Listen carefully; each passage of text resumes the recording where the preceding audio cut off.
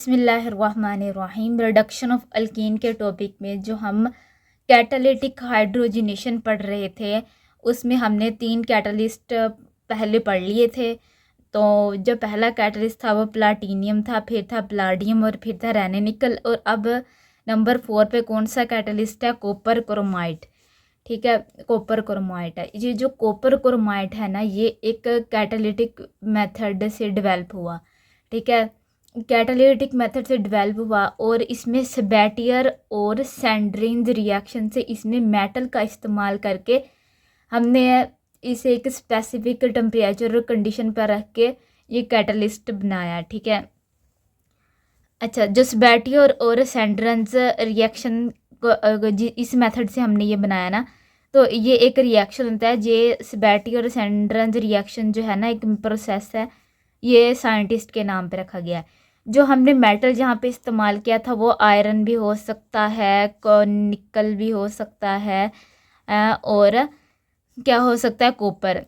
तो बेसिकली हम यहाँ पर कॉपर यूज़ कर रहे हैं। ठीक है, तो हम कॉपर मेटल यूज़ कर रहे हैं।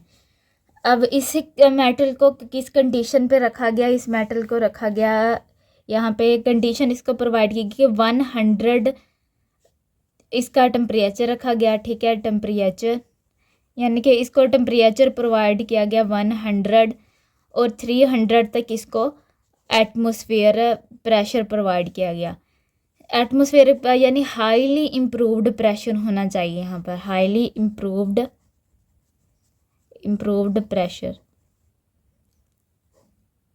और इसे एक्टिव कैटलिस्ट प्रोवाइड किया गया, एक्टिव कैटलिस्ट। ठीक है, एक्टिव कैटलिस्ट। जब इस कंडीशन में मेटल को ट्रीट करवाया गया तो हमारे पास जो एक वो बन के आया, कैटलिस्ट आया, उसका नाम क्या था?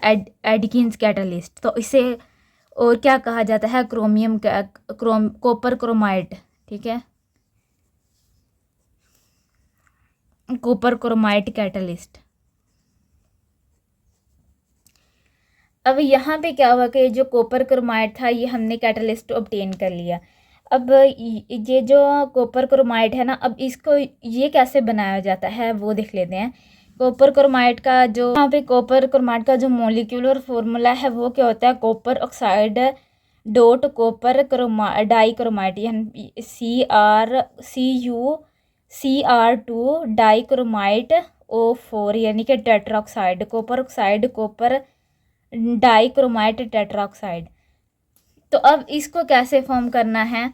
इसको फॉर्म करने के लिए सबसे पहले तो क्या चीज़ होनी चाहिए हमारे पास? कॉपर नाइट्रेट होना चाहिए। ठीक है, कॉपर नाइट्रेट होना चाहिए, नाइट्रेट। और उसके साथ क्या, इसका ट्रीट किसके साथ करवाना है हमने?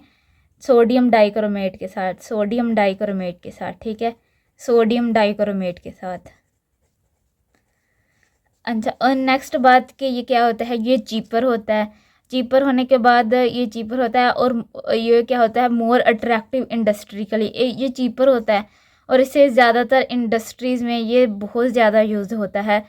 और क्योंकि चीपर किसकी निस्बत चीपर है, यानी कि सस्ता है, ये प्लाटियम और प्लाटीनियम से ज़्यादा ये सस्ता है।